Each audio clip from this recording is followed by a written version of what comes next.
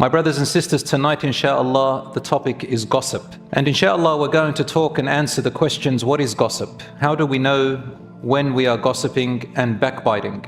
When is it forbidden? When is it allowed? Is there a time where a person, a Muslim, is able to gossip and it's not considered backbiting? And in which circumstances, and what are the rules surrounding it? Why has Islam emphasized the importance of forbidding gossip? What are the causes of it? What are the harms of it? Why is it so bad? What motivates a person? What are the excuses that they give? What about the person who listens to the gossip happening in action? How do we repent and fix if we've gossiped about someone? What about gossiping about a non-Muslim?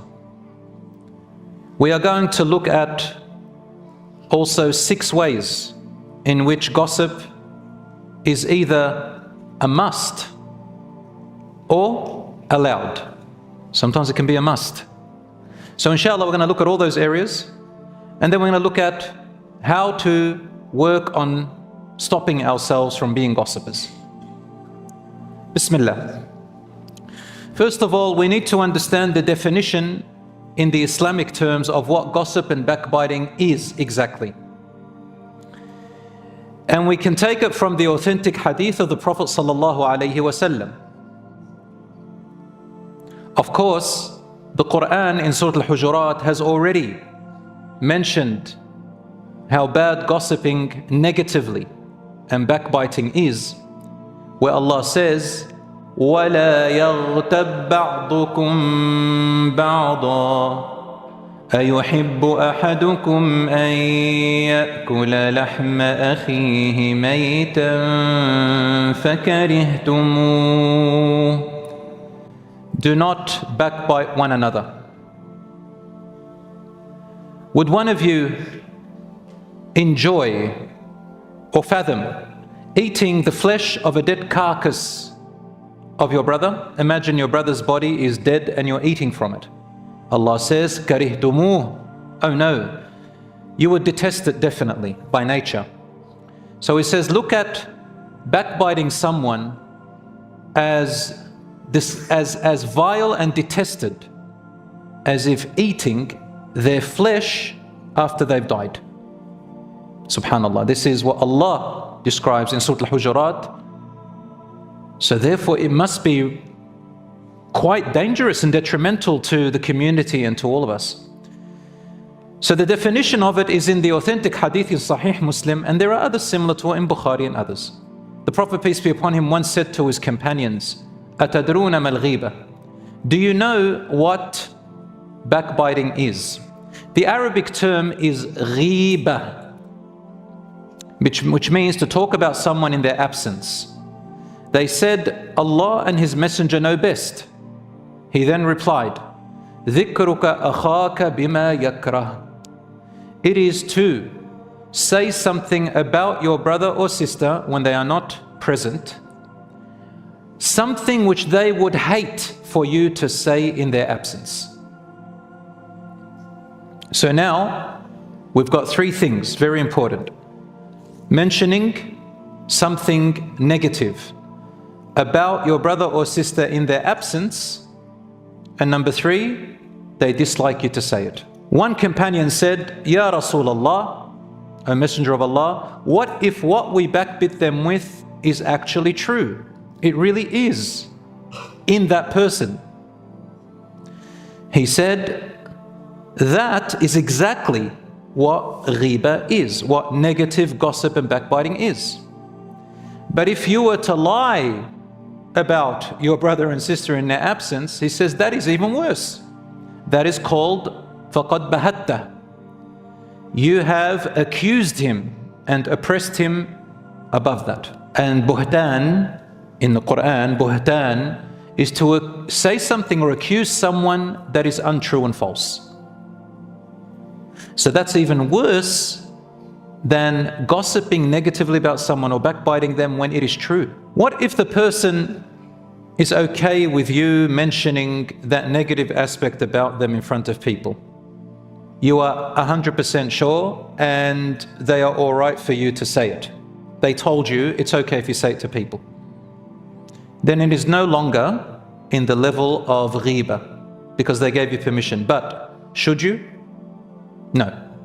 It's a little bit less than the danger of gossip or the sin of gossip and backbiting. But why should you assist in degrading your brother? Quite the opposite. We are brothers and sisters in faith. So what we should be doing is honoring and elevating our brothers and sisters in their absence, even if he or she told you.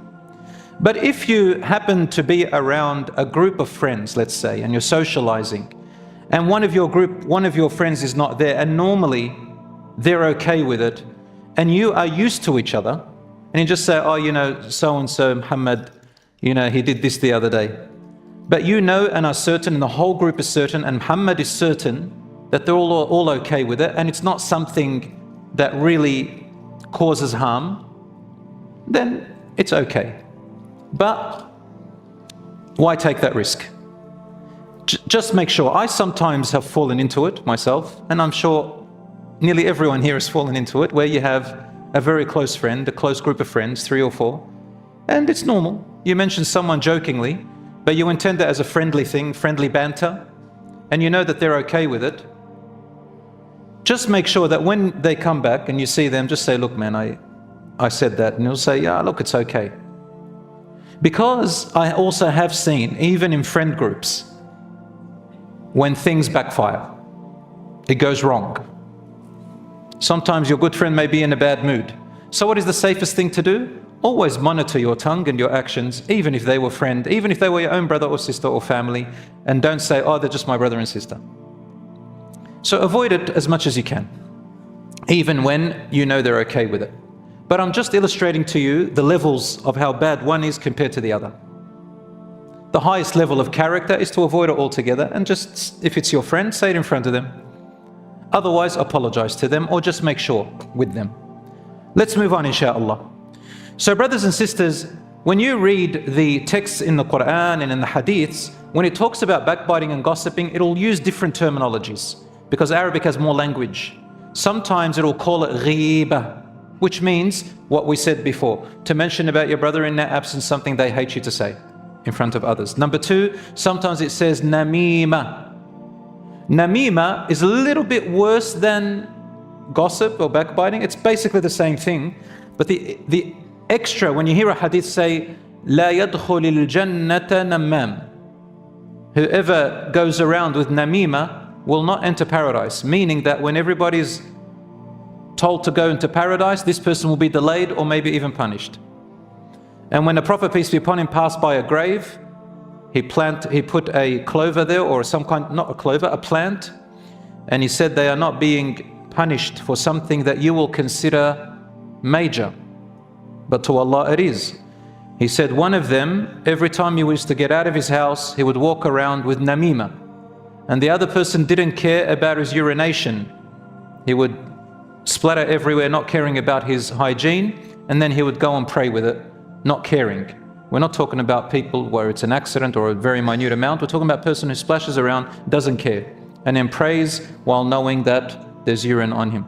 But the hadith that the point that I want to say is that he said they are being punished for something which you don't consider big in your eyes. One of them is namam. So what is a namima? Namima is when you backbite, but this time you catch on to anything, rumors, false rumors that you know are false or you don't know if they're right, and you love to spread them around in order to cause chaos. So it's a malicious type of spreading around negative, mischievous, troublesome rumors about others, and the person does it intentionally. That is even higher than just backbiting a person. So this is a behavior, it's a pattern that a person does, namima. So that's a higher one. And then you have what we said before, buhtan, a person who goes around accusing, falsely accusing people. And that is top of the cake. That's the topping on the cake. That includes ghiba, namima, everything. So my brothers and sisters, is actively listening to negative gossip or backbiting sinful? If you're just merely around a group of people and they happen to be mentioning or backbiting someone in a negative way, and you're able to remind them and stop them, then it is a highly virtuous act in which the authentic hadith, Shaykh al-Albani has authenticated it, saying that whoever can stop someone in their presence from backbiting someone else, Allah subhanahu wa ta'ala will save them from a way into hellfire. So the virtue is called Amr bil Ma'ruf wa Nahy anil Munkar, to command good and prohibit evil. It's very natural that people should stand up for others, especially us as brothers and sisters. We should not allow other people in our presence to backbite other people negatively. Not only is it a defense of our brothers and sisters in their absence, it is also assisting and helping your own brother and sister who is in front of you from earning sins and giving away their good deeds. Number 3, when you have that kind of behavior, people respect you and trust you more. So your status and your reputation is elevated in the eyes of people. So it is a reward from Allah. And number 4, we say, هَلْ جَزَاءُ الْإِحْسَانِ إِلَّا الْإِحْسَانِ in the Quran. The reward of good doing. Allah says, is there any other reward for doing good other than returning the favor in good? So when you are like that, generally speaking, you also benefit from the reward. Others speak good about you. So there's high virtue in that.